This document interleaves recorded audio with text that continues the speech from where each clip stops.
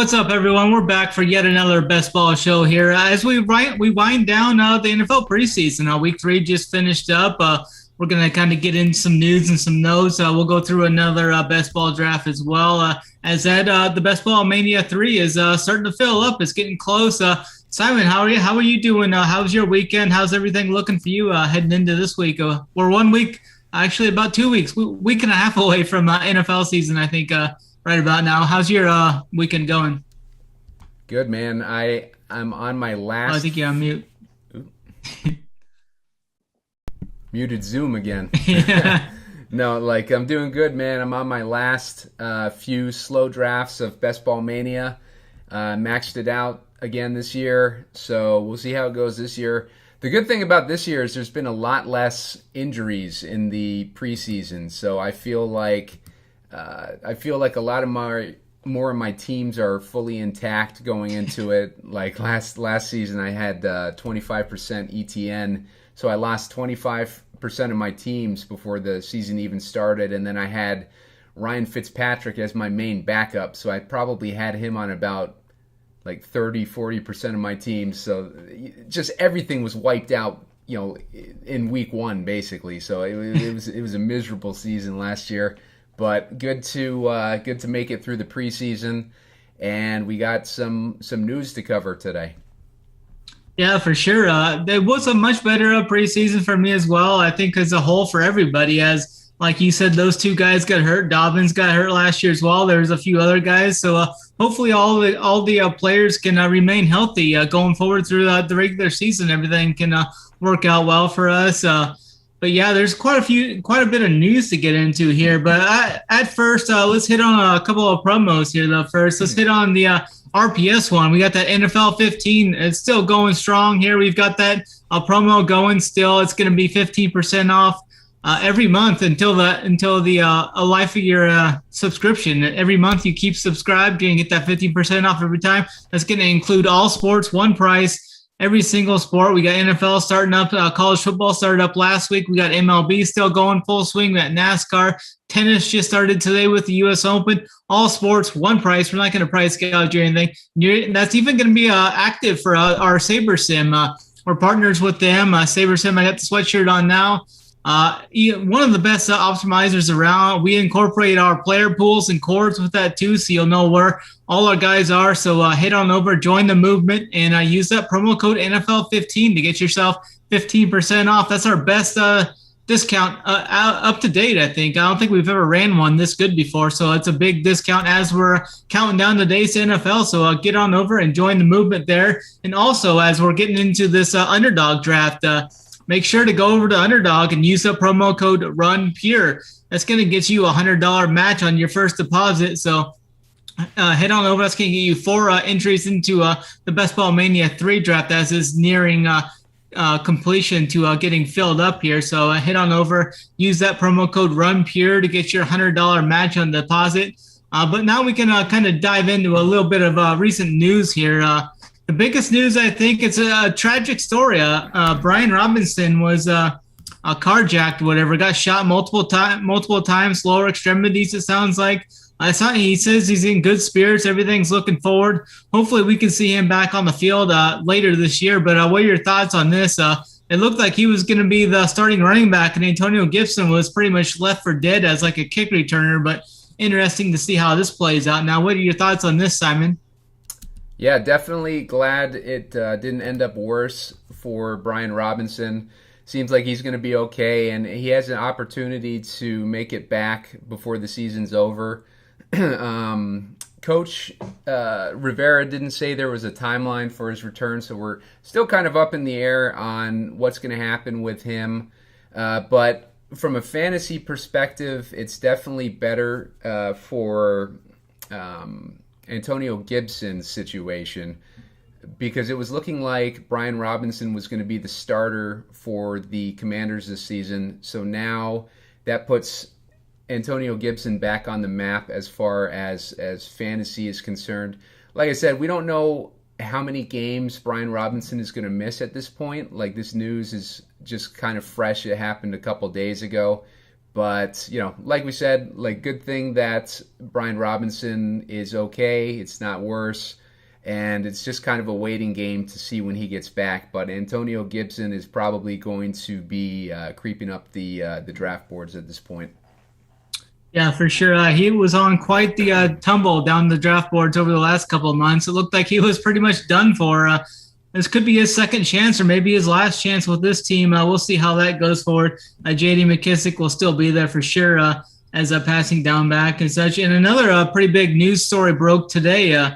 Jimmy G restructures his deal. He's going to stay with the 49ers for this year as well. They restructured his deal. He's got the possibility to still earn quite a bit with incentives if he does happen to start or something. I think this actually is not good news for Trey Lance. I think this is only going to put more pressure on him. It shows that they're not completely confident in him going in because Shanahan knows he can win with Garoppolo. So he's just kind of keeping Garoppolo in the back holster. It's kind of like in case Trey Lance, if the experiment with him doesn't not work, I wouldn't be surprised if Shanahan throws Garoppolo in there like week 8, 9 if they kind of get out to a tough start. So, I mean, it kind of does worry me quite a bit with Lance. I was pretty high on him, but I don't think this is really good news from my standpoint. Simon, what's your thoughts on this Jimmy G news here going forward and what it means for Trey Lance as well for you here as you're ending your draft process?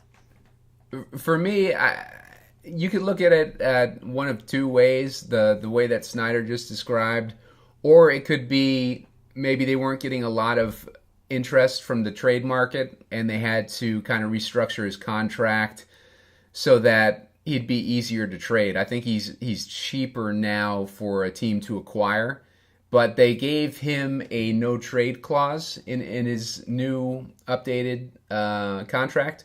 So that makes me think that, okay, they made it cheaper to trade him, but Jimmy G's going to have more say on where he goes right now. So, he probably doesn't want to go to Seattle or something like that, so that kind of eliminates some of the possibilities. But I believe it makes him the most expensive backup in the league. But I still like Trey Lance. I don't think it's going to affect him too much. I think it's more to make Jimmy G easier to acquire for another team. I would think. Yeah, I hope that's all right. I hope Trey Lance can perform well. I've got a decent amount of him in some drafts I've done, so hopefully he can hit the expectations they have for him. I really like the offense there. They've got Deebo Samuel, Brandon Ayuk's kind of starting to emerge. George Kittle there, we all know. Eli Mitchell's there too in the backfield. So I think that they have a really good chance to be an explosive offense this year. So hopefully Lance can get everything going here. And another thing that's kind of popped up here recently is the Vikings came out and said that they're expressing interest in possibly trading Alexander Mattison. They say they're not actively shopping him around, but they're actively listening to offers that are bringing forward. I think they're looking for like a third or fourth round draft pick for him. Alexander Mattison, 24 years old. He's still pretty young. He's getting closer and closer to that mid-20s, high 20s where the running backs kind of seem to kind of drop off usually. But, I mean, he's been so effective when he's been asked to fill in for Dalvin Cook when Dalvin Cook's had his injuries here as of late. So I think Mattison would be a great running back option for some of these teams that are kind of running back depleted. What are your thoughts on this Mattison news and how it affects his status going forward?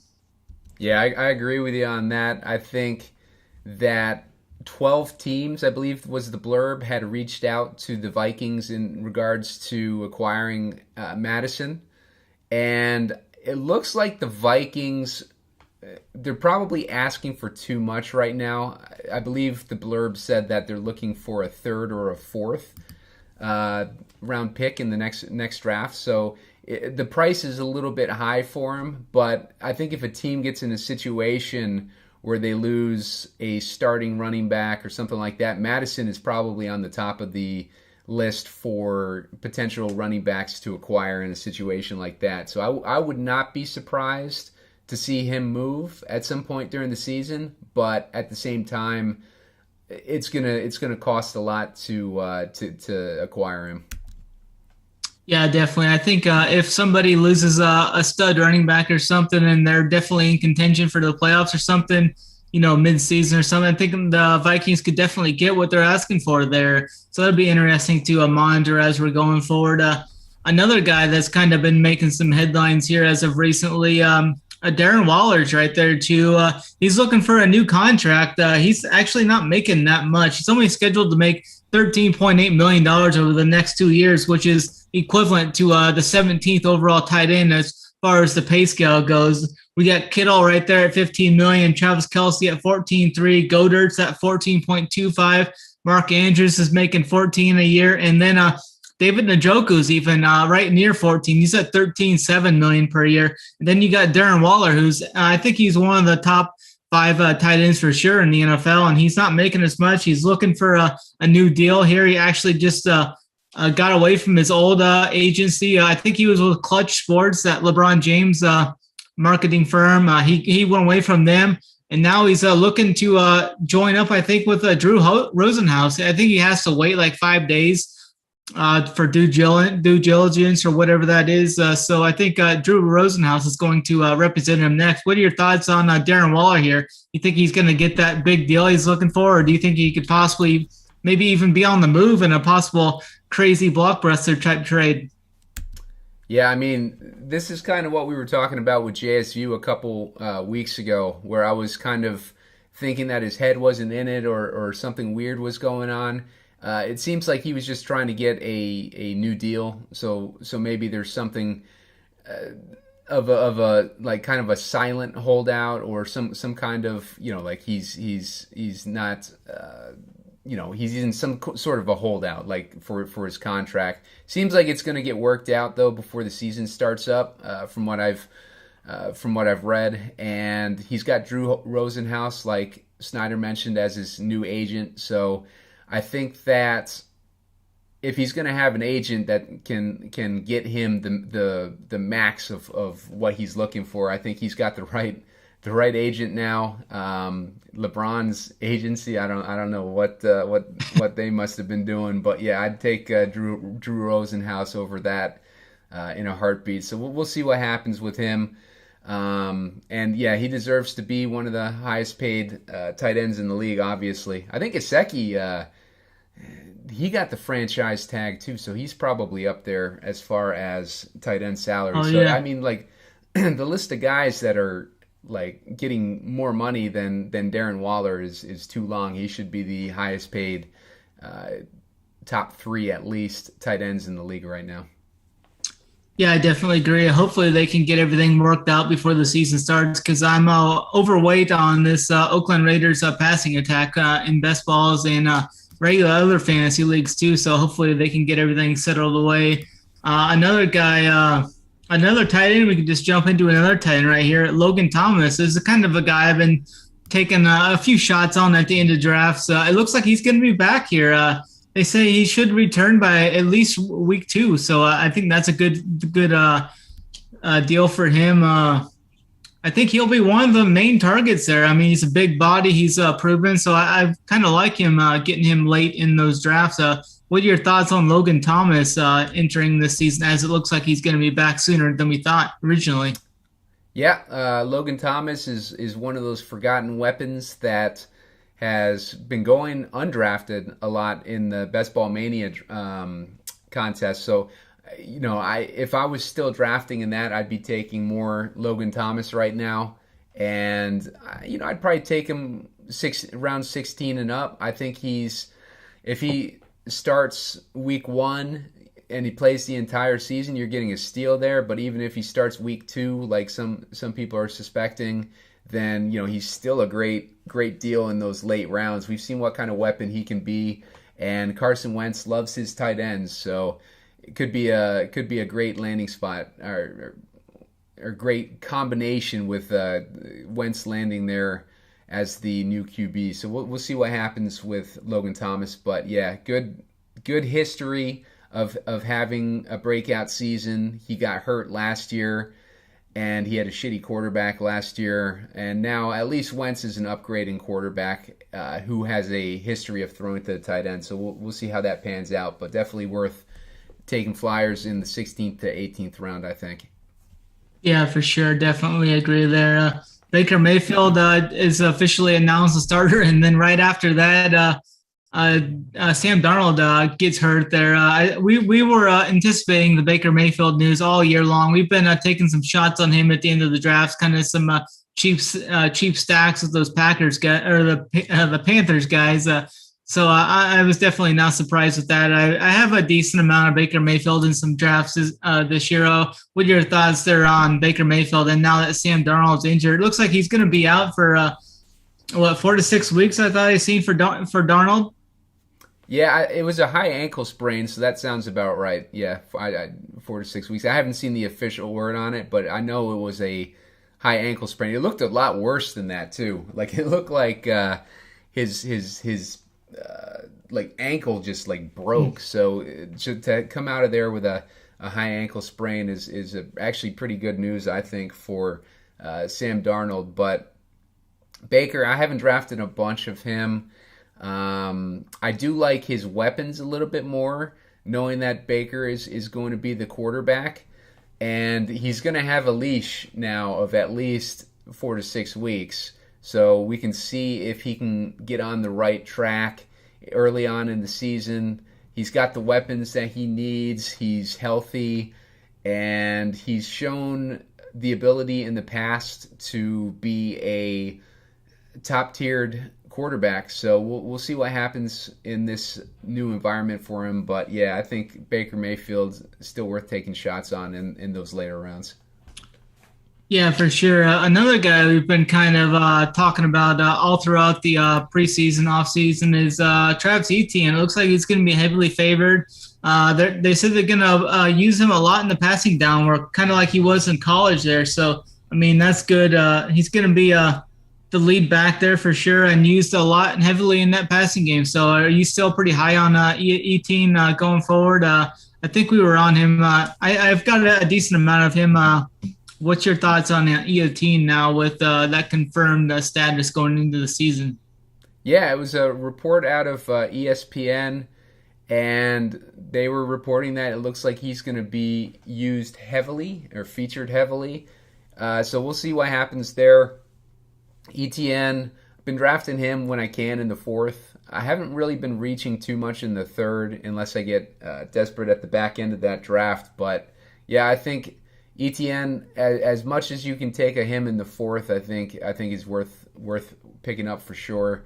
And James Robinson, I hear people talking about him, taking that starter role, but the guy's coming off of a ruptured Achilles. We saw what happened when Cam Akers came back in about that same time frame, and he was not effective when he came back in. And there's a long history of guys coming back from those Achilles injuries that take years to recover from.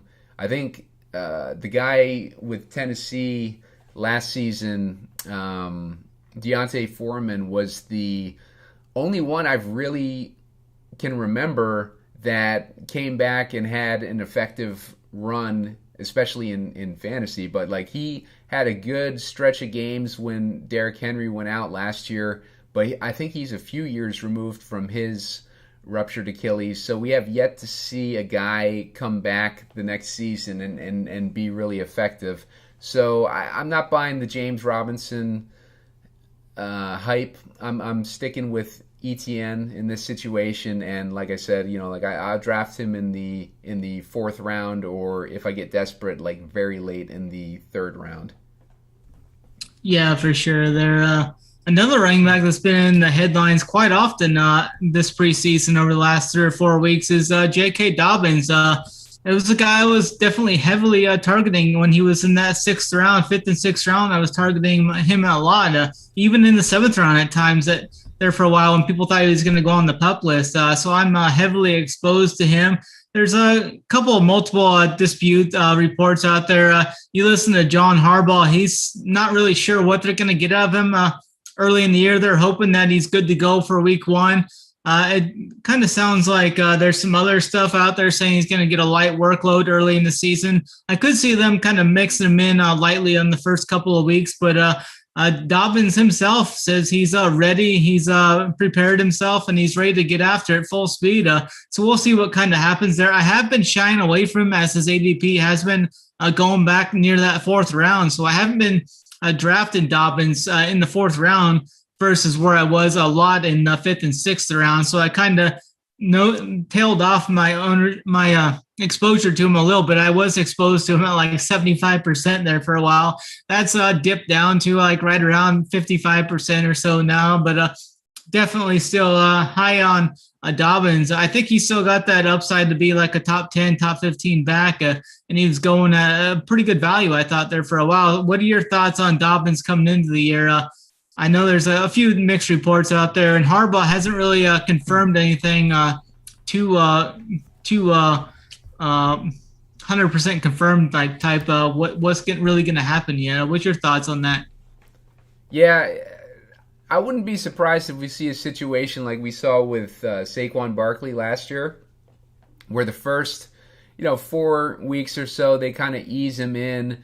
And then Barkley had that one explosive game where it looked like he was back, and then he stepped on somebody's foot and rolled his ankle, and it kind of derailed the rest of the season for him. But I think J.K. Dobbins, they could ease him in, and maybe by week 4 or week 5 we start to see signs of the old J.K. Dobbins. But yeah, I mean, I think it's still okay to draft him.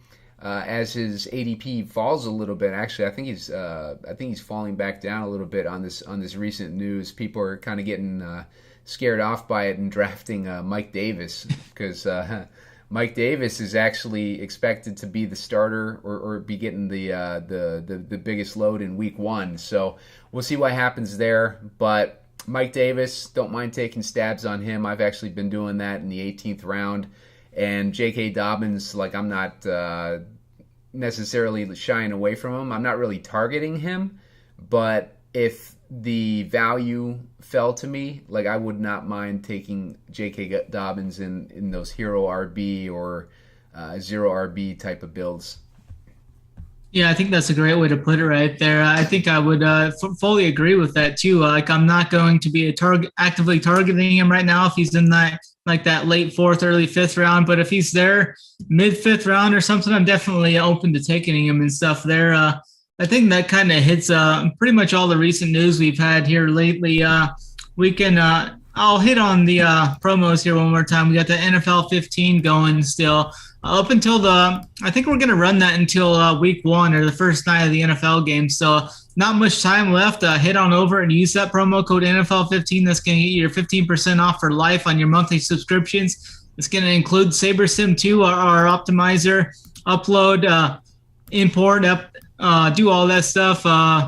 Late build, you can especially when NBA comes, that's really crucial for NBA. The late build, when you get that late news, you could plug all your lineups in there, hit the late build deal that restructures all your stuff for all the news and updates. Really nice there. That's coming up here in about a month or so. NFL, college football, MMA is going strong still. There's a big card coming in October. Title says it's going to be one of the biggest cards of the year for MMA. Can't wait for that, as well as we'll have NFL, full swing, college football, NASCAR, everything else. So head on over and join that. And use that promo code RUNPIER for Underdog. That's going to get you your $100 match on your first deposit. So make sure to type in that code RUNPIER when you go over and sign up at Underdog to get your 4 free entries into the Best Ball Mania 3 contest. You get a chance to win $2 million there, even $1 million the second, and then even $1 million to the highest score of the whole season. So definitely take a shot on that over there. Use promo code RUNPIER to get your 100% match deposit on your $100. What do you want to jump into a draft here then, Simon? What are you thinking tonight? Yeah, I think I'm at the stage where I'm maxed out. So Pomeranian 4 just opened up, so we can jump into one of these Pomeranians if you're up for that. Yeah, I'm down for whatever. Okay. Just count it down when you're ready. Yep. All right, let's go in 3, 2, 1, go in. Looks like 2 more to start for me. Drafting soon. I think mine's drafting soon. Okay. Mine just loaded. Are you in there? Yep, you're in there. Okay, perfect. I got the 6th pick. These That was ones are pretty going to good. be like these ones are going to be tricky for us to try to get in the same one because these are filling Oh, they're super like fast. 5 seconds to fill one of these things. I think there's isn't there a limit a max that's not 150 in these, or is it 150 max in these too? I'm not sure. I know it's fast only in these. There's no slow drafts for the Pomeranian. Yeah. Max What? entries is 15 into the Pomeranian. So, Oh, really? yeah, this is like the 4th Pomeranian that they've done. So, if you get that $100 match, you could max out 2 of these with your free 100 and then another couple with your other 100. I imagine that they're going to keep introducing these up until the season starts because they're filling up pretty quick. So, get that deposit in there using the promo code RunPure, like Snyder mentioned, and yeah, get that free money, man. Because $100, you could do 33 of these Pomeranians, or you could do 4 of the Best Ball Mania, or you could put it towards one of the bigger contests if you wanted to. But yeah, you can't go wrong with the free money on Underdog. It's hard to find those promos in the DFS landscape where you're getting decent deposit bonuses like that. Yeah, for sure. I actually just drafted my first guy. I took Jamar Chaser at 6 overall. I really like getting. I'm really happy to get anything inside the top 6 this year. I think all 3 of those running backs, McCaffrey, Taylor, and Eckler, and then Kupp, Jefferson, and Chase. I think all 6 of those guys are a tier above everybody else in the first round. So if I can get anywhere in the top 6, I've been very happy so far this year. What about you? Are you also looking to be in the top 6, or you like drafting towards the back, or what's your strategy there? Top 6, 100%, man. And I mentioned last time I've been taking Jamar Chase over Justin Jefferson. So you got in my perfect position right there, being able to get him in the 6th spot. I am stuck in the back end of this draft. My options are nothing that I really like, but I got to try to figure out a way to get a little bit different. So Travis Kelce, I think, is my best option. Taking Kelce here gets me at least an opportunity to win the tight end spot and get that tight end advantage, and then try to hopefully draft good wide receivers and running backs in the rest of these middle rounds to have any hope of competing for that top spot. But yeah, the back end is a huge disadvantage this year. All the 0 RB guys have pushed our beloved wide receivers to the top end of that first round, so we no longer get that value on the back end with wide receivers. So right now I'm looking at Devontae Adams or DeAndre Swift. I'm not big fans of either of them this year. Saquon Barkley I was hoping would have fallen to me, but I'm just going to go with Adams.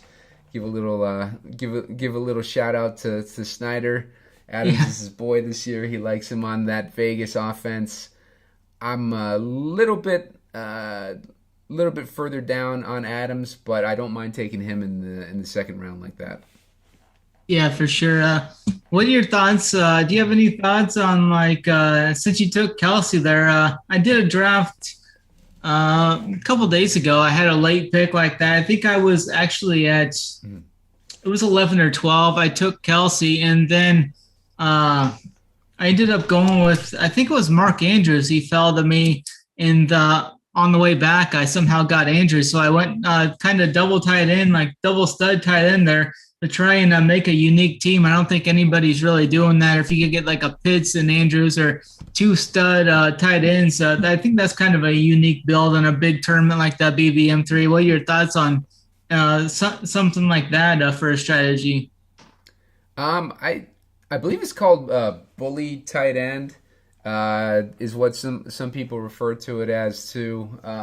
But I tend to be one and done at that tight end position if I get a stud. I haven't really tried to do it to see how the lineup would look at the end, but I'm not opposed to trying anything different in a contest of this size, especially something where you're getting two quality players like Kelsey and Pitts, if that's even a possibility. But yeah, I mean, I'm not opposed to it, but it's not something that I try personally. Yeah, I thought it was just a unique situation. You have such a stranglehold on that onesie position, so I thought, what the heck, we'll try it out and see what happens. It's definitely going to be a unique build if you can get through your first your league there on week 12 or whatever. I don't think many teams are going to have that build going forward. You just need. I know my running backs were a little thin in that, so hopefully I can get some of those guys to fill in. I thought my receivers were all right in that build, but my running backs are definitely thin in that build. So definitely going to need some help in that position on that team. Yeah, that's the thing too. When you're grabbing two tight ends that early in the draft, is you really one of your positions is going to be weak. Unless some value falls to you in those mid rounds or something like that, like if maybe Breece Hall fell like a round or two or something like that, or you really need a running back to fall a couple rounds or a stud receiver to fall a couple rounds. And sometimes you'll get in those situations where you just have to take those chances sometimes. You just have to take those chances that the draft is going to fall the way you want it to. And if you try like 5 drafts and maybe one of them falls the way that you wanted it to, like that one is going to be a really unique lineup. And at least you took the chances on getting unique with that lineup. But yeah, it's a lot of times when you're trying to get unique like that, you throw a lot of your lineups away. But for the one time that it does work out in your favor and you get things to fall your way, you could have a team that can advance pretty far in this thing. And at the end of the day, that's what we're trying to do here. Yeah, definitely. We're trying to make a deep run in this thing and hopefully have a chance to get into the playoffs and then progress in there and hopefully find that finals ticket and then have a chance at the 2 million come it's probably going to be like week 16 or 17. So definitely interested there. I've got 3 really high upside receivers, I think, on my team so far. I got Jamar Chase there first, and then I ended up going with Deebo Samuel, and then Mike Williams with my 3rd pick. So I think those are 3 guys that can put up some monster games. I know Deebo's kind of boom bust, but, I mean, he's the one guy I'm kind of worried about this year. I mean, we could see him put up some monster games, but I think there's also chances that he's one of those guys that can put up like 3 or 4 points on a couple of weeks. It wouldn't surprise me at all. Hopefully that Trey Lance and everything can work there. They got Brandon Ayuk's kind of taking a step forward this year, but hopefully that can work out there. What are your thoughts there on Deebo right now with everything going on there and Brandon Ayuk kind of rising up in the depth chart? Last year, Brandon Ayuk was going much higher than Deebo, and I was taking Deebo. This year, I am taking more Brandon Ayuk than Deebo. I just took Josh Allen, by the way. Right now, my team, I got a couple good picks there that kind of salvaged this 11 spot. I got Josh Allen in the 4th, and I got Cortland Sutton in the 3rd. I can't believe that those guys both fell to me. So things are looking a little bit better, and that's what I'm talking about. Like sometimes things will fall your way in these drafts, and you can come up with a pretty unique team, and that's at the end of the day, that's what you're looking for. So when you get in a situation where your team is looking like it's shaping up to be a unique team, then you really gotta pay attention to what you're doing at that point. Too bad it's in the Definitely. Pomeranian and not the Best Ball Mania, though. I know, right? Man, we might be seeing some softer drafting here too in this $3 Pomeranian tournament versus the other ones, but hopefully we can run Pierre here and make a charge here. I am going to get my stack there. I was wondering if Justin Herbert was going to fall to me, and He did, so I'm going to stack Herbert with Mike Williams there. And then I've got 10 picks away. I don't have a running back yet, but I could see myself landing on my guy Dobbins here, this one, or AJ Dillon. I'll be looking at one of those two running backs here. I'm 10 picks away, but I'll be actively looking at like a Dobbins, Dillon, or maybe even Darren Waller right there. Waller and Kill are the top two tight ends left. I'm kind of interested in trying to get a top 5 tight end this year in most of my drafts if possible. So a couple other options I'll be looking at here. 7 picks from me. See what's left there, best value wise. You've got a pretty good start, like you were just mentioning. What are your thoughts on the 49ers running back? So we were just talking about Samuel and Ayuk a little bit, but it'll be interesting to see what they do with like Sermon and the other guys there. It looks like Elijah Mitchell is going to be the starting running back ready for week 1. But what are your thoughts there for the guys behind Elijah Mitchell for the 49ers this year? The 49ers backfield is always a pain in the ass to figure out in the before the season starts, because I feel like they feed the beat writers all this like nonsense, and that's basically what we're relying on. And one minute we think Jeff Wilson is going to be the number 2 back. The next minute it is Ty Davis-Price. The next minute is Trey Sermon. I wouldn't be surprised we go into this and it's one of those names that we completely don't expect. Kind of like last season. Last season everybody was pounding the table on Trey Sermon, and it looked like Trey Sermon was going to be possibly the main running back.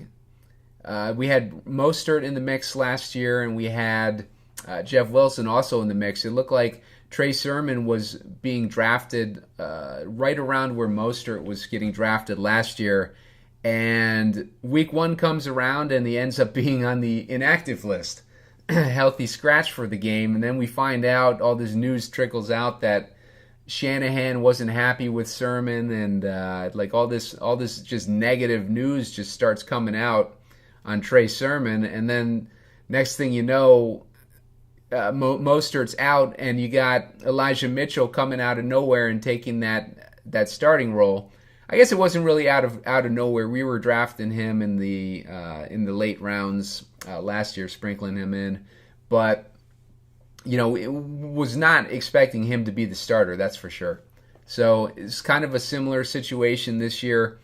I would not be surprised if this season starts and we find out that Ty Davis-Price is the number 2 running back. Yeah, I could definitely see that. I'm pretty much in full agreement with you there. You got a pick coming up here in 1 pick. Another guy that just got cut today was kind of interesting. It doesn't really surprise me that much. With Sony Michel, he got cut from the Dolphins today, released. I think that's a pretty good boost, though, for Chase Edmonds and then Raheem Mostert. I think it'd be interesting to see what Mostert does health-wise this year. It seems like he always makes it, 2, 3, 4 games and then kind of gets nicked up and he's out for the rest of the year. But I think Chase Edmonds has some pretty big upside in this roster with 2. They're starting to open it up a little bit more. So what are your thoughts on the Dolphins running backs here with Michel being released by the Dolphins? I love Chase Edmonds, and he's one of my highest owned starting running backs outside of Marlon Mack and guys like that. Jerick McKinnon, I have a lot of exposure to him, but my highest owned starting running back is Chase Edmonds this season. I think I love that offense for him. I love that coach for him. I just think he's in the perfect situation this year.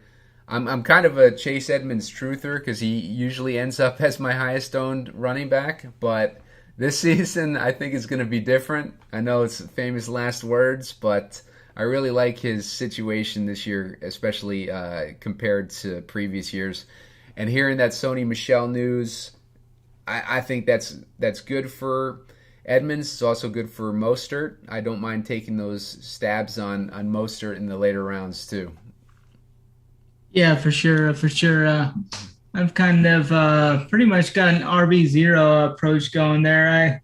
I kind of messed up on one of my picks there. I thought I was taking AJ Dillon. I thought I had him higher in the queue, but it was Brandon Ayuk was ahead of him. But ended up with I got five pretty big upside receivers. Two of them have the same bye week, but they're on the same squad there.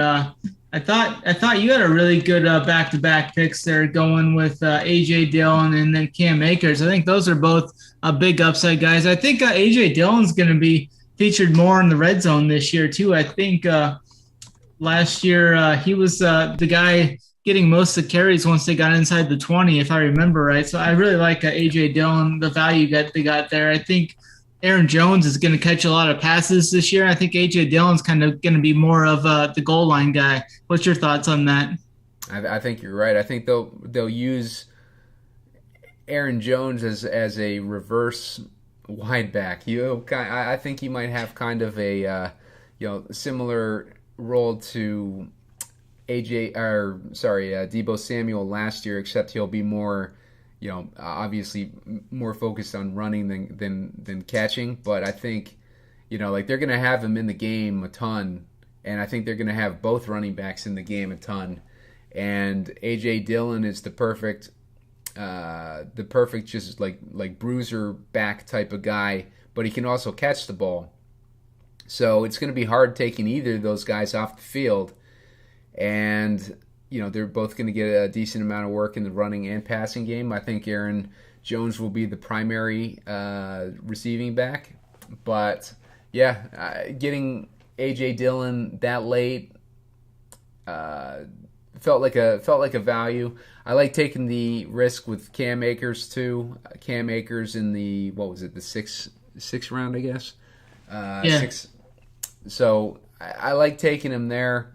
It's a roll of the dice a bit, like based on what we saw of him in the playoffs last year, but he did come back from that Achilles injury within the same year. So we were talked about the Achilles earlier. He's now about probably about a year and a half removed, I think, at the point that this season will start. Whereas James Robinson, he got his Achilles injury less than a year ago. He got it at the end of last season, so he's coming back super quick. So be interesting to see how Cam Akers is able to perform this year, but I like him this as a value pick in the 5th, 6th round. A couple spots after his ADP, I think he's worth taking a shot on. Yeah, for sure. I think they could even be leaning a little bit more on Akers. We saw Stafford was kind of nicked up early in this training camp. Maybe they kind of tend to lean on the run a little bit more out of the gate. So definitely agree with you there. Some other news to maybe hit on here.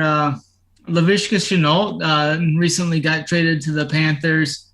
I don't think I'll still be off. I think I'm still going to be off him. I was on him a couple years ago and he hurt my feelings. And I've never really forgave him or went back to him from then. Any thoughts from you on Laviska Shenault to the Panthers? Laviska Shenault to the Panthers, I think, is a upgrade for him.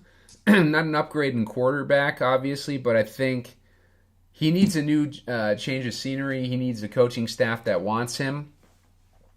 He's on, with the Jags, he's on his 3rd coaching staff, and so he's removed from the coaches that were involved in drafting him, and now he goes to a team that wants him. So I think that is going to help him out, and I think that'll get him, closer to having that starter status. Maybe he'll be like a wide receiver 3 or something over there. Versus like buried on the depth chart over on the Jags after they brought in a bunch of guys. All right, I'm just taking sure. Marquise Valdes-Scantling there. I grabbed Chris Olave before that, so I got a couple Chiefs on my team, which I like, and just grabbing guys from good teams at this point. No real correlation in my lineup just yet. I'll see how that plays out, but right now in the 12 spot. I'm just trying to grab guys at good values, and I'm trying to grab guys that are on good teams at this point. Yeah, I really like that Chris Olave pick there. I think he's got such a big ceiling here with Jameis Winston. Jameis is going to want to chuck the ball, and I think those two could sync up for some big games this year. You got Chris Olave, the speedster on turf. We saw some huge games from him in college with C.J. Stroud this last year, and Jameis is a guy that likes to chuck. I think he's going to fit in more with Olave than he's actually better than he's going to fit in with Michael Thomas. So I definitely like that pick there. I just went with Dallas Goedert. I thought that was pretty decent value there. A few picks on the ADP value there. I got Dameon Pierce too as my lead running back. Dameon Pierce, it sounds like he's hasn't been named the starting running back, but I think all signs are pointing to him being the lead back there. I think Rex Burkhead's still going to see some a pass game work there, though. But I definitely like Pierce. His ADP's been on the rise, too, over the last week. He's up about 16 spots to 84.4. And I drafted him a little bit before that, but right around that. So his ADP right now is up to 82, so he's actually up 18 spots, including today's ADP, right? So what's your thoughts on Dameon Pierce? Are you buying in on him any this year? I really liked what he looked like in Florida. I thought that he was wasn't really used where he should have been at Florida, but he has some pretty big upside there as well. Yeah, he's been getting talked up a lot by a lot of these podcasts and stuff. I do like drafting him because he's a starting running back, and you can get him in pretty late in later rounds, so I don't mind taking him at all. I would probably take Chase Edmonds over him, and Dameon Pierce would fall in that tier right below Chase Edmonds in that range. But yeah, I think he's climbed up now basically so that he's in the 5th or 6th round at this point, 6th, 7th round. Did you just draft him, Snyder? Did you say? Yeah, I drafted him. I think my last pick. Yeah. So you got him in the 8th round. I think that's a pretty good value right there. Yeah, grabbing him in the 8th round for sure. I'm trying to get James Cook here. I'm not sure if he's going to make it back to me. I'd feel all right with Pierce, Cook, 1, 2 as my running backs with a pretty loaded receiving core, I think, and Justin Herbert at quarterback, and Dallas Goedert. I think Dallas Goedert's one of those. He might be like a fringe top 5, top 6, top 7 tight end. Isn't one of the elite tight ends, but I think he can definitely make a case to be in that top 5 at times this year. I think that I actually really like the Eagles' passing attack this year. I think Devonta Smith, Jalen Hurts, Goedert. I think that's going to be taking a step forward this year. What's your thoughts on Goedert and the Eagles' passing attack this year? Yeah, I'm with you on that. All signs are pointing towards Hurts is having a good camp, which makes sense because he's got an upgrade in weapons this year. He's got another year under his belt with Devonta Smith.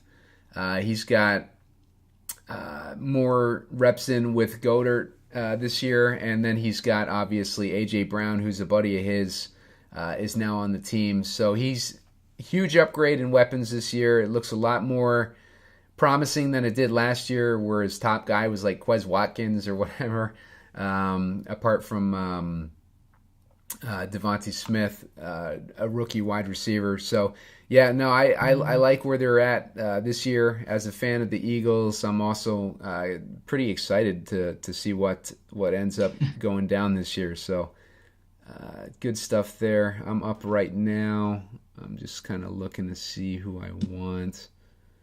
I might have to go with Tyler Boyd here. That's solid. That's a solid pick there, I think, for sure. Yeah. Decent. Do you have any thoughts on Zach Ertz right here? I kind of think Zach Ertz, he just went. I think that's pretty good value for him, at least for like the first 4 or 5 weeks. I think they could kind of lean on him a little bit as Hopkins is going to miss a few weeks there to start the season. I think Hopkins is out like the first 6 weeks. What are your thoughts on Zach Ertz? Do you think Arizona's kind of going to lean on him without Hopkins there early in the season? I'm not sure if he can stay healthy like the whole year. He's kind of getting up there in age, but I think he's a good guy to target like early in the season. I think from underdog and DFS purposes, even early in the year. I like Marquise Brown in that situation personally. I do think that Ertz will get some decent work. He has a rapport already with Kyler Murray, but Kyler Murray played with Hollywood Brown in college, so I know that Brown has missed a decent amount of preseason. I think he had a hamstring injury or something. We're hoping that that's not serious. I got Brown as one of my highest owned receivers right now, but I also have Murray, I think, is my highest owned quarterback. So I have a decent amount of Zach Ertz too.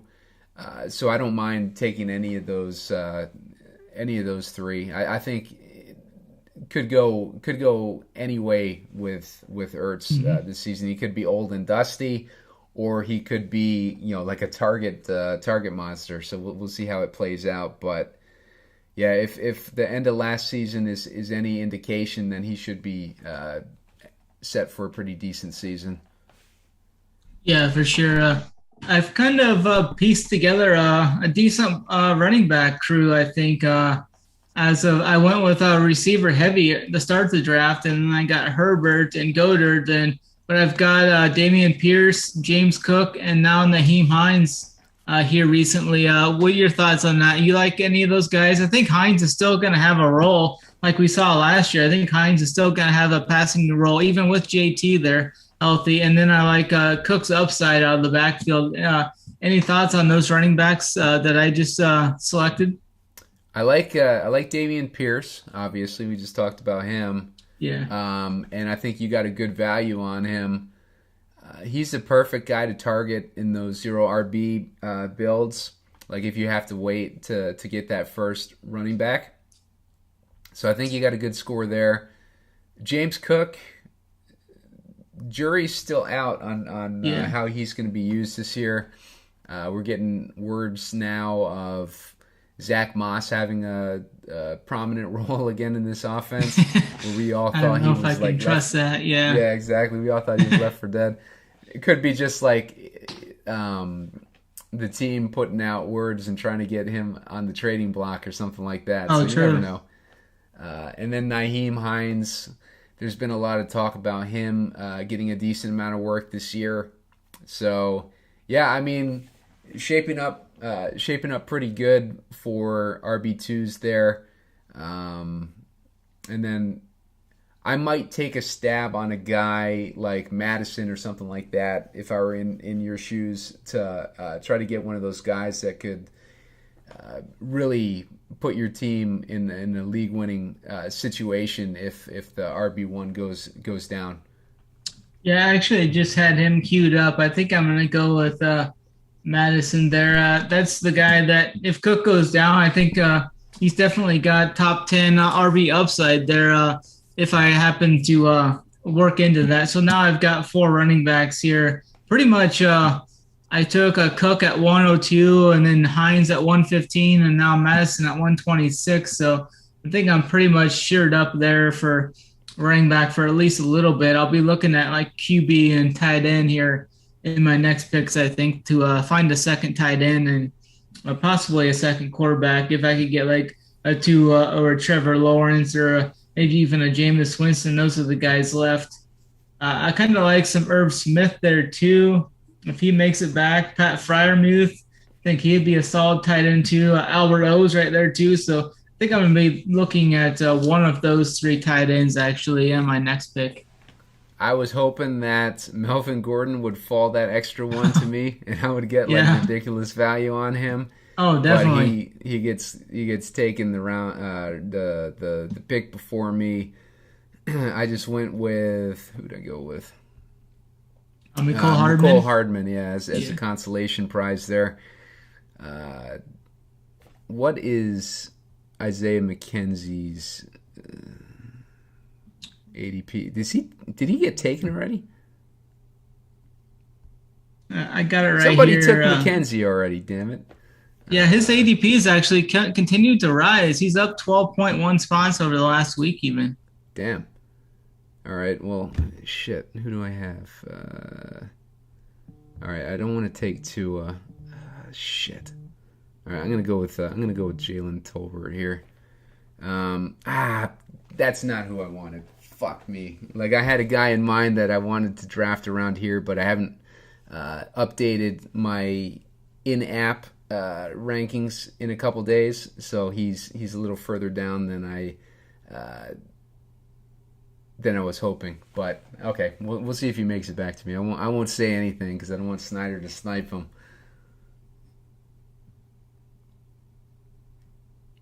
Oh, you're on mute, Snyder. I think I'm going with Irv Smith or maybe Pat Freiermuth. Irv Smith just went, so probably Pat Freiermuth or Albert O. Any thoughts on those two between you? Do you have a favorite between Freiermuth and Albert O? Between Freiermuth and Albert O, I like Albert O better, but I definitely don't mind Freiermuth. I actually have not taken a whole bunch of Freiermuth because I'm usually waiting to draft a little bit later on my tight end at that point. But yeah, I don't hate him at all. I think I'm going to go Albert O. I kind of like that passing situation there. That I think they're going to be in a lot more shootouts. I think Pittsburgh's going to struggle on offense this year, so yeah. I lean to Albert O there too. I think when you're in a situation like that, the tiebreaker has got to be the better team. For sure, yeah. 9 picks away. Let's see if I can find that guy and snipe Simon. I don't know if I'll be able to. Yeah. Yeah, you have to be careful when you're drafting with a guy like Snyder. He has a like a sick and twisted habit of picking the guys that you talk about. So I have to wait until after he drafts before I start talking up this dude and hope that he falls to me. Yeah, well, I think he just went. Michael Carter was the guy I had my eyes on. He's a solid option. Yeah, he's in a situation where it looks like they're gonna they might ease Breece Hall in from reports that I've been hearing. So it looks like Michael Carter is going to be the RB1 for the first few weeks at least of the season, but he's a good guy to kind of bridge any rookie running backs that you might pick up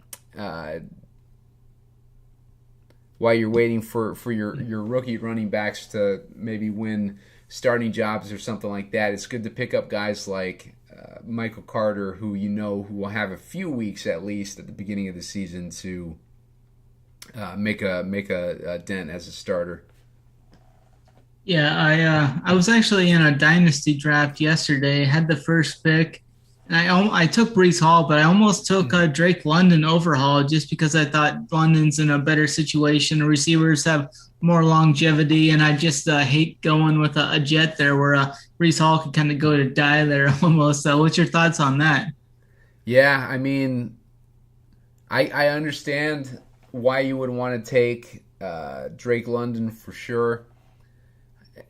It makes a lot of sense. I think he's going to be more explosive out the gate. So if you were looking to win this season, then Drake London, I think, would make a lot of sense. But I think longer term, I like Breece Hall better, obviously. I like that Jets coaching staff. I think, they're kind of stuck with Zach Wilson as the quarterback.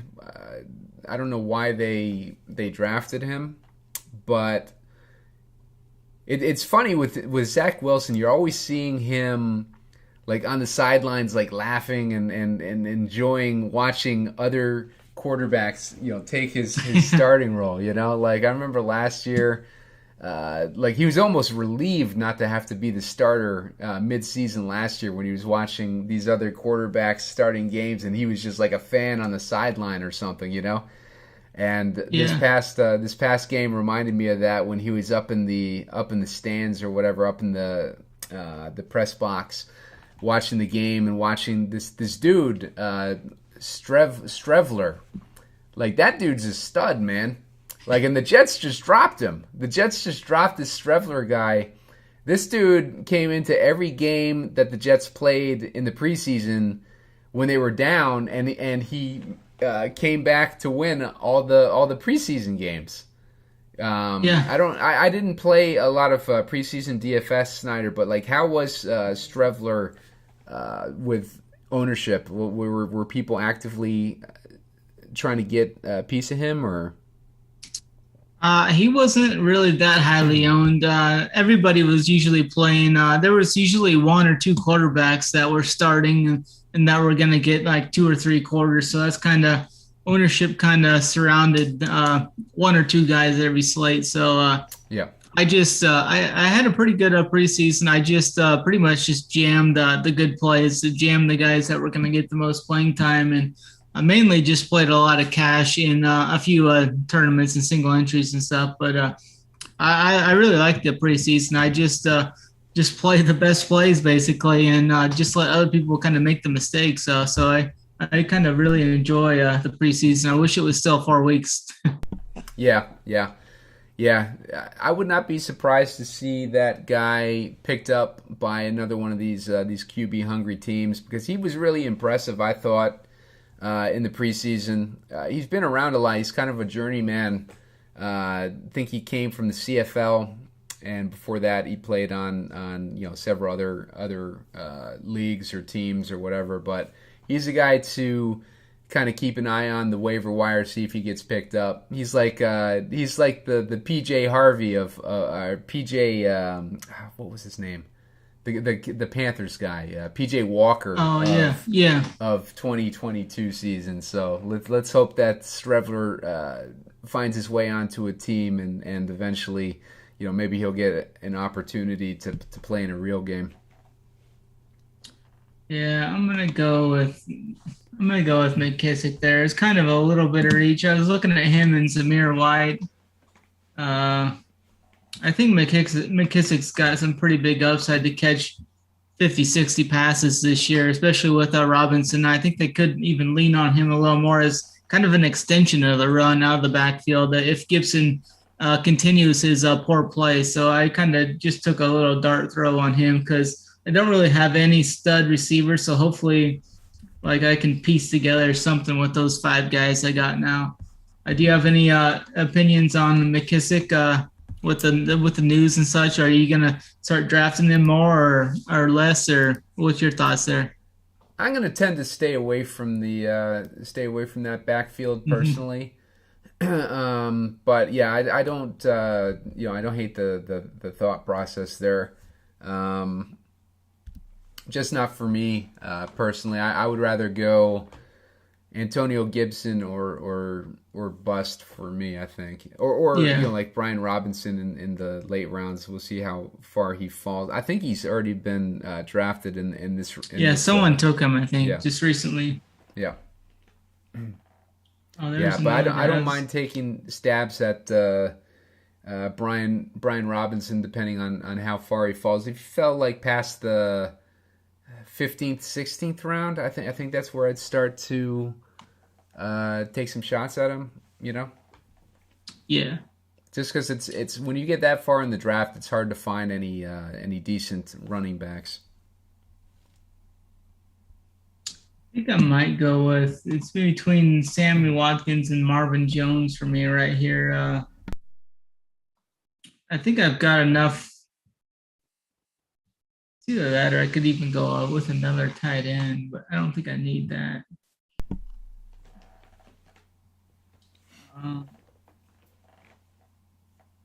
Actually, I might. Are you? How many tight ends do you have now, Snyder? I got 2. Oh, 2? I got 2, yeah. Yeah. Terry and Davis Price is there too, but I don't think I want to waste any more. I'm going to take Marvin Jones. I think he's a pretty safe play. Yeah. I'm in that same boat. I got a ton of Tyrion Davis Price, and I really don't want to get any more exposure just because like all this nonsense going on in San Francisco with the reporting on their backfield. I just don't want to bother with it anymore. Yep. I guess I was talking about Pittsburgh earlier. I think they're gonna kind of struggle on offense, but they've made Mitchell Trubisky the starter for Week 1, which I figured was gonna happen. I expect Trubisky to have at least 5 or 6 weeks, I think. And if it starts to go down from then, I think that's when they kind of bring in Kenny Pickett. Kenny Pickett's looked pretty good so far through the preseason, but I think the bad thing they didn't want to do was put him out there in Week 1 if he did struggle early on. I mean, it's hard to take the rookie out and put in Trubisky versus having Trubisky go out there. And if Trubisky struggles, then they bring in Pickett and kind of go forward that way. What's your thoughts on that Pittsburgh QB situation? Yeah, I think they're going to give Trubisky a chance to see if he can show any value, and I'm guessing he's got a much better coaching staff here, so I think he could probably last for a good portion of the season. If you remember a few years back when Kyle Rudolph, Ben went down and Kyle Rudolph ended up being the starter. Pittsburgh's kind of loyal to their quarterbacks, so I wouldn't be surprised if they give Trubisky a pretty decent leash, and maybe we see Pickett towards the mid to late season, depending on if they're on playoff contention. But the Steelers are always in playoff contention, so it'll be interesting to see how it plays out. But I would guess the earliest that we would see Pickett, unless there's an injury to Trubisky, would be maybe mid-season. Yeah, for sure. I think that's a accurate assessment there. I'm definitely full agreement with you there. As we're kind of winding this down, we've got a couple picks left. I've got 2 quarterbacks, 5 running backs, 6 receivers, and 2 tight ends now, so I'm pretty much spread out. I can kind of go anywhere. I'll be looking for some receiver, probably some upside receiver. Do you have any thoughts on David Bell? He's another rookie that I was kind of looking at with Cleveland there. With Watson's going to be back towards the end of the season, I think David Bell is an interesting late flyer in this draft. Do you have any thoughts on him? Yeah, I drafted a bunch of David Bell in the early part of the season when I was not expecting the suspension to be as long as it was. And then I just kind of tailed off as the season went on, and indications were kind of leading me to believe that Watson would get suspended more games. And then after he actually got the suspension, it was just like, okay, I'm done drafting him. But yeah, the player himself, I think he's going to get a decent amount of playing time. So to get a guy that's going to get a decent amount of playing time that late in the draft, you're looking for him to pop up in your lineup maybe once or twice when you're drafting him that late in the draft. So I think he has the potential to do that, because if he's going to be, is he going to be a starter, Snyder? What's the word on that? I think so, yeah. 3? I believe so. Let me check quick. I think, yeah, if he's a wide receiver 2 or 3, I think there's potential at least towards the end of the season for him to do something. I don't know if Jacoby Brissett can really support too strong of a performance. Is David They've Bell? got him in the projected lineup right now. They've got Amari Cooper left. They've got David People-Jones on the right, and then David Bell in the slot right now. Slot. I think that's definitely interesting there. I think he can catch kind of be like a target monster maybe there. I think they're looking for Peoples-Jones to kind of be the deep threat on the edge, and then Amari to be their number 1. So Bell would be, I think he's interesting there. I think I'm going to take him here with my next selection. I do like him if he's in the slot. With Brissett, he had a high percentage of his passes went to tight end, so he probably likes to throw short in the middle. So, yeah, I could see him using a slot receiver a decent amount. I think he could be interesting for a DFS too. I bet he's going to be like in that 3K range for the first few weeks of the season. So maybe he's a decent early dart throw there for some value in some DFS, especially like on a Showdown slate or something. I know me and you talk about Showdown quite a bit during the season. So I think that'd be an interesting option for us to maybe look at if they're on a primetime game early. Yeah, that would be beautiful if we go into a Showdown and we see the $500 salary attached to him and nobody's heard of him before, Absolutely. Are you looking to grab another running back here, or what's your plans for you? I see you got 3 Mark Ingram's there. He had a couple of touchdowns in that last game. It was kind of interesting. That was a third preseason game. He scored 2 touchdowns. He started the preseason game, kind of was tilting everybody. Everybody was expecting Tony Jones and I can't remember the other guy's name. They were expecting those two, the third and fourth string running backs, to split the whole game. But Mark Ingram came in and vultured 2 touchdowns. So that was kind of funny. Yeah, I ended up grabbing Dearness Johnson. He's a guy I've been drafting a lot. We had that news about Kareem Hunt last week where he was asking for a trade.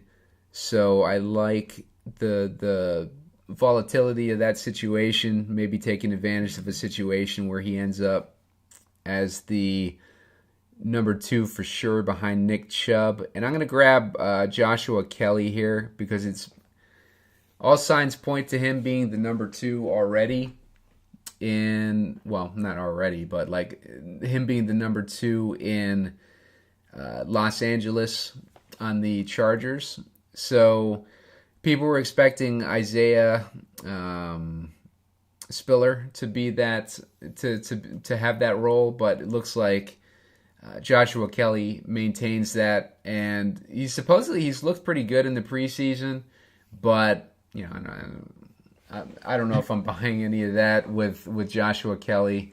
He seems like one of those guys that's always kind of like hanging around, and then you get him in the regular season, and then he doesn't really do anything. But we'll see how it plays out this year.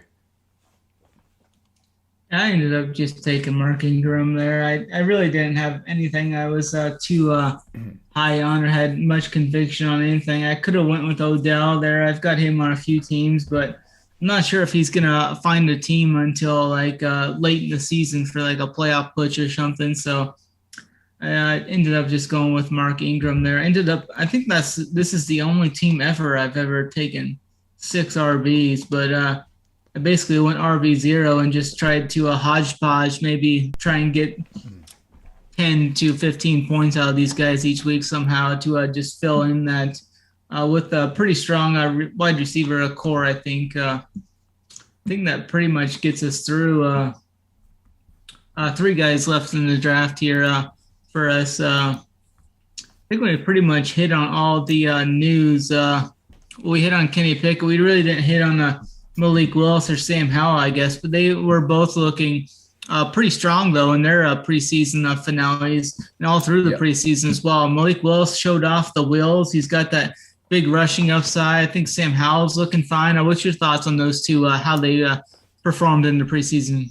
I think one of the big stories about this preseason is how these rookies performed. Like they were the island of misfit toys, these quarterbacks going into the draft. They all only Pickett ended up being a first round pick, and the rest of them were just kind of relegated to like the late rounds. So to see them perform as well as they did in the preseason is kind of interesting. Sam Howell, I liked him when they were doing the previews leading into the NFL draft over on the NFL Network. I thought that Sam Howell had a really, he gave a really good interview, and he seemed like he was really, had his shit together. So I was thinking that he was gonna, kind of be good wherever he ended up, and he ends up on the Commanders.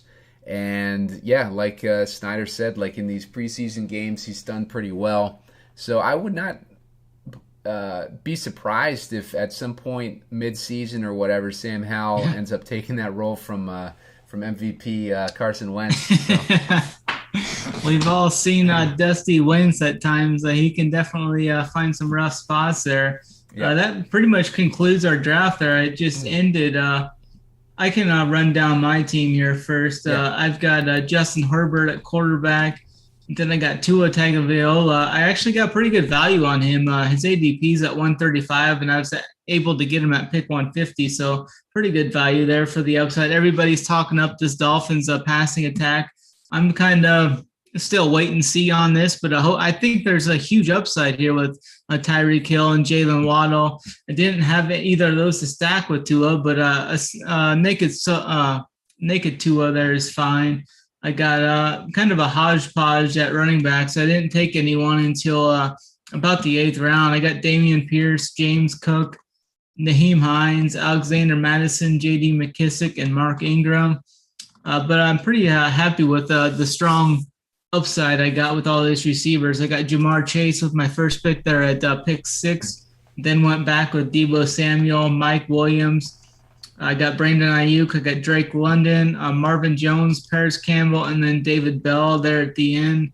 And my two tight ends are Dallas Goedert and then Albert O from Denver. So I think this team's got some pretty good upside. I just need something to work out with those RBs, and then I think I'll be sitting pretty well. You want to hit on your team there next?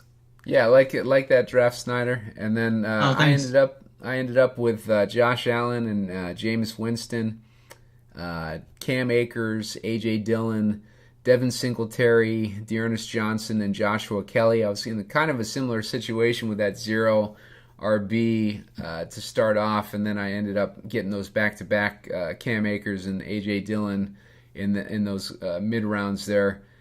Devin Singletary, he's another good guy as a filler for when my starters are out, but unfortunately he has the same bye week as Cam Akers. They both have week 7 byes, so I had to draft another couple with Dearness Johnson and Joshua Kelly, hoping that one of those guys can fill in that week 7.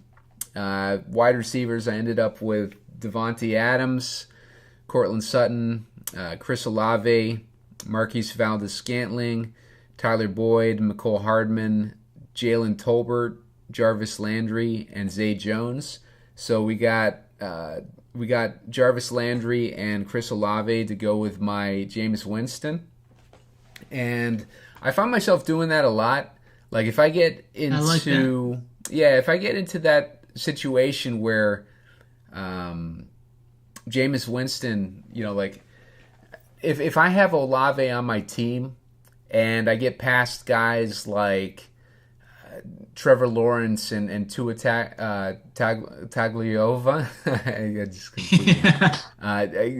Once you get past those two guys, the next guy on my radar is kind of Jameis Winston. So if I have Olave on my team, then I'm going to try to take Winston in that situation just to get some sort of a correlation there with my QB2. And Jarvis Landry happened to be on the board after I drafted Jameis, so I was able to grab him right after too. So I got the double stack. I really like that Jameis Winston stack with Josh Allen. I mean, you got the best quarterback, and then the times that Winston's going to go off, he's going to go off for like 30, 35, 40 points. So I think that's a really good complementary to the Josh Allen. I like that quite a bit. Yeah, I think so too. And then Zay Jones, I've been taking him all season, 18th round for the most part, and this one I got him at pick 182. And then I got Travis Kelce and Tyler Higbee as my tight ends. So kind of salvaged that 12th spot. Wish I had more correlation with Buffalo, but I got Allen and Singletary I was able to scrape together. McKenzie, I don't know what happened there. He must have come off the board like way in advance because I didn't even see him available at any point when I was drafting. So, is what it is. Yeah, I really like your team there. You got a stud at quarterback, Devontae Adams, one of the best receivers, and then Kelsey, one of the best tight ends. So you got the best 1C positions covered there pretty much. And then Adams, and I really like the Cam Makers, A.J. Dillon picks you had there. Strong value there, I thought, on A.J. Dillon. I think you've got a really strong team built there. Thank you, sir. But I think that's pretty much going to do us for tonight. Make sure to use those promo codes. Like I said earlier, NFL 15 is going to get you 15% off for life. All sports, one price. SaberSim is included. And then use that promo code RUNPURE for your $100 match deposit over on Underdog. Get on over there. You can max out the Pomeranian with that, or get some entries in, some late entries into the BBM3 there as it fills up to close this out. So any final thoughts for you, Simon, as we kind of wrap this up?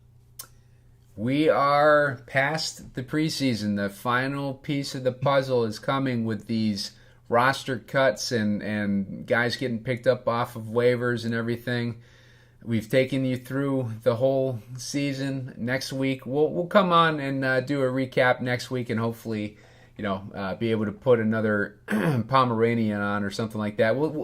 We're hoping to get JJ on the show, Uncle Dunkle, to talk a little bit about Vegas, how Vegas is looking into the upcoming season and who they like, and the teams that they think are going to go over on their total, or JJ thinks the teams that are going to go over on their totals and stuff like that as far as win totals and stuff. So it'll be good to have him on the show. And in addition to using those promo codes, make sure you hit that like button on the video and subscribe to our YouTube page, because we always have these free videos coming up, and we will be packed with shows in the NFL season. So you're not going to want to miss any of those. And when you hit that subscribe button, you can set up alerts as well for whenever we're going live with our new shows.